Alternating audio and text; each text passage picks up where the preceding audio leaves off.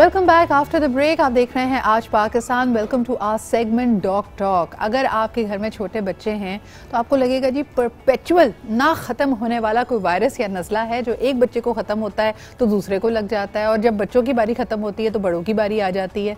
What exactly is happening और क्या करना चाहिए to prevent it? And secondly बड़ी इंटरेस्टिंग बात मुझे ये लगती है कि अगर आप डॉक्टर के पास जाएँ तो वो कहते हैं जी इस वायरस का 3-4 रोज़ तक असर रहेगा, ज़ोर रहेगा, बुखार भी होगा, आपको डिस्कम्फर्ट भी होगी, आप ये दवा ले लीजिए।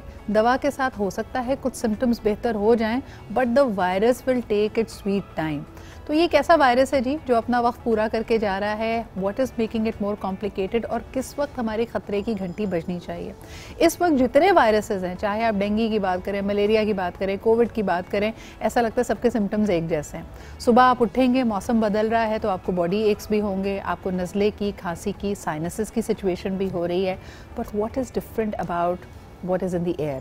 ख़ास तौर पे जी अगर हम पंजाब की शहरों की बात करें, लाहौर की बात करें, वहाँ पे स्मॉग की भी एक सिचुएशन है, सांस लेने में लोगों को प्रॉब्लम्स हो रही हैं, एलर्जी सीजन्स अपने उरूज पे है। So let's find out the doctors tip on all these issues. हमारे साथ आज मौजूद हैं doctor Sadia Khalid, consulting physician है। बहुत बहुत शुक्रिया डॉक्टर सादिया जी मौजूद होने के लिए। Thank you so much. पहले मुझे बताएं, never ending fever when and flu, ये मुख्तलिफ इक़साम, इसमें तफरीक कैसे करें? किस वक्त डॉक्टर के पास जाएं? किस वक्त घर में ही मेडिसिन लेते रहें? What should we do? अच्छा देखिए, जिस तरह आपने बात की अभी फ़ीवर की और फ्लू की, तो यू आर वेरी राइट कि फ्लू भी है, डेंगू भी है, lot of things are within the air now. Sudden एक मौसम चेंज हुआ, उसका भी थोड़ा सा इफेक्ट है। तो वायरल इलनेस के मोर और लेस सिम्टम्स अगर आप देखें तो एक जैसे हैं, जैसे आपने जिक्र किया बॉडी एक्स हैं, फीवर है, कॉफ, फ्लू। इवन डेंगू में भी प्रेजेंटेशन शुरू में कॉफ, फ्लू लाइक सिम्टम्स ही होते हैं। लेकिन प्रॉब्लम ये कि जब तक आप उसको एवेल्यूएट नहीं करते, उसको टेस्ट नहीं करते, you can't like tell. Doctors के पास भी अनफॉर्चुनेटली यही तरीका है कि हम डेंगू का टेस्ट करवा लेते हैं, अगर कोविड है तो उसका टेस्ट अवेलेबल है। तो ये सब बेसिस हैं जिनके ऊपर हम कहते हैं कि पेशेंट को फ्लू है, कोविड है या डेंगू है। डॉक्टर साहब मुझे बताएं कि since I have 2 senior citizens, माशाल्लाह मेरे वालदैन मेरे साथ रहते हैं, तो we have made it a practice in the last 4 years, बल्कि हम कोविड से 100 साल पहले से ही बात कर रहे हैं कि ख़ास तौर पे बुज़ुर्गों के लिए बड़ा अहम है कि उनको अक्टूबर या फॉल सीज़न में फ्लू शॉट्स लगवाए जाएं। आप इसकी हामी हैं और क्या कहेंगी? जी बिल्कुल, फ्लू शॉट्स का बहुत ज़रूरी, बड़ा अच्छा आपने सवाल किया। हमारे यहाँ बड़ा मिसकंसेप्शन है कि फ्लू शॉट्स शायद वैक्सीन लगवाने से फ्लू ज़्यादा हो जाएगा या उसके कुछ अपने साइड इफ़ेक्ट्स हैं। नहीं, फ्लू देखिए 100% तो प्रोटेक्शन कोविड भी नहीं देता। फ्लू शॉट्स में ये होता है कि आपको थोड़ी सी सिम्टम्स जो हैं वो कम आते हैं, एक्सेप्ट फॉर कि बहुत ज़्यादा जो फ्लू की वजह से वीकनेस है, लेथार्जिक है, जिनको शॉट्स लगे, it's a kind of 60 to 65% protection होती है। आपको बहुत ज़्यादा सिम्टम्स नहीं आएंगे और आप ज़्यादा देर तक बीमार नहीं रहेंगे। आप बच्चों के लिए भी रेकमेंड करती है, क्योंकि कई स्कूलों ने भी अब ये बाकायदा सर्कुलर्स देने शुरू कर दिए कि because of all that is out there in the air कि आप बच्चों को भी फ्लू शॉट लगवाएं। देखिए, फ्लू शॉट जो CDC ये कहता है कि फ्लू शॉट की जो वैक्सीन है वो 6 months एंड अबव, ठीक है, आप लगवा सकते हैं। तो हमारे मुल्क में ये थोड़ा सा मिसकंसेप्शन होता है। वैक्सीन की जब बात आती है तो लोग कहते हैं कि वैक्सीनेशन लगवाने से पता नहीं क्या क्या साइड इफेक्ट्स आएंगे। तो flu shot is recommended 6 months से ऊपर के जितने भी लोग हैं, they can go for the vaccine. बिल्कुल सही।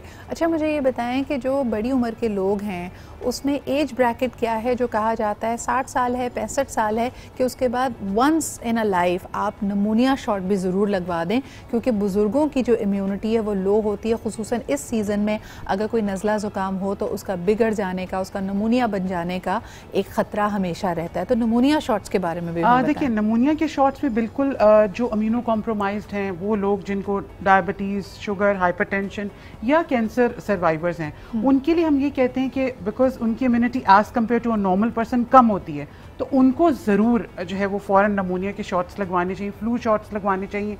अगर आपके पास बैक में रिजर्व में इम्यूनिटी नहीं है तो you are prone to catch the infection. और आप क्या कहती हैं कि नमूनिया शॉट तो once in a lifetime लगता है ना, एक दफ़ा आप बस लगवा लें तो आपको ताहयात प्रोटेक्शन। हाँ, लेकिन फ्लू का जो है एवरी ईयर आपको फ्लू शॉट लगवाना है। कोशिश कीजिए कि जो नज़ले ज़ुकाम का सीज़न शुरू होने वाला है उससे पहले लगवा लें ताकि आपकी बचत हो जाए। Good protection, good boost up to your immunity. And of course अगर बुजुर्ग अफराद हैं तो नमूनिया का शॉट भी ज़रूर लगवाएं, that is going to be further protection. अच्छा मुझे बताएं सादिया जी कि बूस्टर शॉट्स की बात हो रही थी कोविड की, बहुत सारे लोगों लोगों ने इसको ट्रैवल के गर्ज से लगवाया है क्योंकि जिस डेस्टिनेशन पे वो जा रहे थे वहाँ रिक्वायरमेंट थी।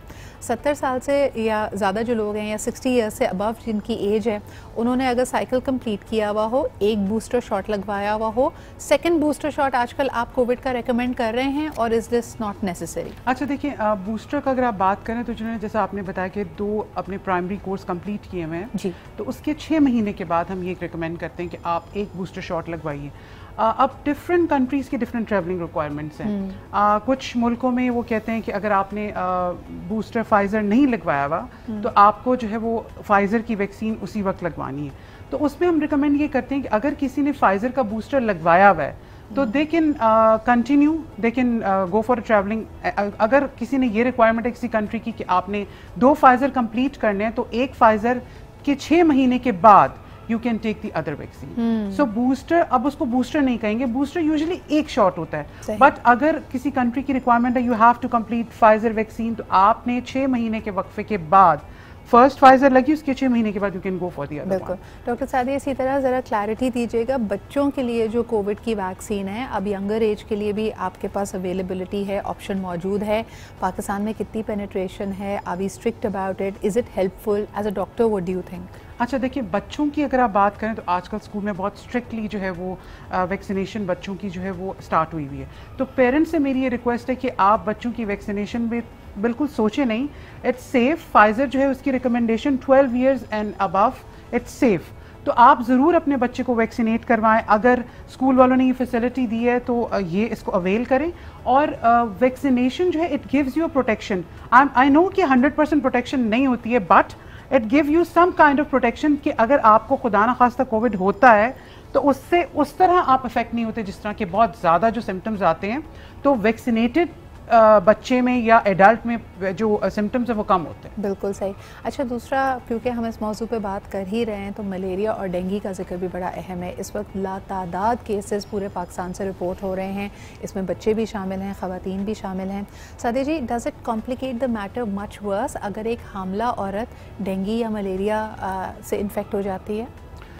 डेंगू जो है वो बहुत ज़्यादा प्रेवलेंट है आजकल। डेंगू की अभी तक मतलब कोई वैक्सीन नहीं है। वैक्सीन सिर्फ उस शख्स को लग सकती है जिसको ऑलरेडी डेंगू हुआ होता है। तो अगर किसी को फर्स्ट टाइम डेंगू हुआ है तो उसको कोई वैक्सीन नहीं लग सकती है, इसलिए इसकी कोई वैक्सीन अभी तक अवेलेबल नहीं है। If you talk about pregnant women, yes, dengue की बहुत कॉम्प्लिकेशंस हो सकती हैं अगर डेंगू को बर वक्त तो है जो है उसकी ट्रीटमेंट ना स्टार्ट की जाए और उसको जो है पेशेंट को प्रॉपर गाइड ना किया जाए। प्रेग्नेंट ख़वातीन में एक तो वो खुद उस कंडीशन में होती हैं, plus she is carrying a baby, तो उसमें अगर खुदा न खास्ता डेंगू पॉजिटिव है तो that lady should immediately consult a doctor. अगर आपने उसको बर वक्त तशख़ीस ना किया तो कॉम्प्लिकेशंस बढ़ जाती हैं। तो डेंगू के लिए और मलेरिया के लिए, दोनों के लिए, हामला ख़वातीन के लिए बहुत एहतियात करने की ज़रूरत होती है। हम ये कहते हैं ज़रूर आप जो है अगर थोड़े से भी सिम्टम्स है तो you should consult a doctor. And what about multi vitamins? मुझे ये बताइए कि बच्चों के लिए आजकल मुख्तलिफ किस्म की gummy bears and you know soluble and drinkable vitamin की कंकॉक्शंस मौजूद हैं ओवर द काउंटर। क्या आप बच्चों को विटामिन सप्लीमेंट्स लेना रेकमेंड करती हैं डॉक्टर सादिया? अच्छा देखिए, विटामिन्स जो हैं वो ज़रूर लें। जैसे आप बोल रहे हो कि गमी बेयर्स हैं, दे आर गुड, लेकिन बच्चों के लिए यस, जो उनकी डाइट है, जो वो खा रहे हैं, दैट इज़ मोर इम्पॉर्टेंट। अब बहुत पिकी, बहुत ज़्यादा पिक एंड चूज़ करते हैं बच्चे कि हमने ये नहीं खाना, हमने वो नहीं खाना, but this is the duty of the mother to check what your child is eating. अगर आप बहुत ज़्यादा जंक फूड खिला रहे हैं, that is not healthy at all. Plus आप जितनी फ्रूट्स, फ्रेश वेजिटेबल्स, ये सब चीज़ें अगर आप अपने बच्चे को दे रहे हैं तो आई डोंट थिंक कि कोई मल्टी विटामिन की ज़रूरत पड़ती है, बिकॉज बच्चों की ग्रोइंग एज होती है। बच्चा, child should take milk intake, fruits, vegetables, meat, तो that is enough for the child. आजकल जितने भी मिल्क फार्मूलाज हैं या बच्चों की जो मुख्तलिफ आप स्नैक्स देख लें, उनको कहा जाता है दे हैव बीन फोर्टिफाइड, उनको मज़ीद उसके अंदर क़ुव्वत मदाफ़ियत बढ़ाने के लिए विटामिन्स ऐड किए जाते हैं। Is that something good? ख़ास तौर पे अगर आप फार्मूला मिल्क की भी बात करें तो they have additional vitamin D, vitamin A in that.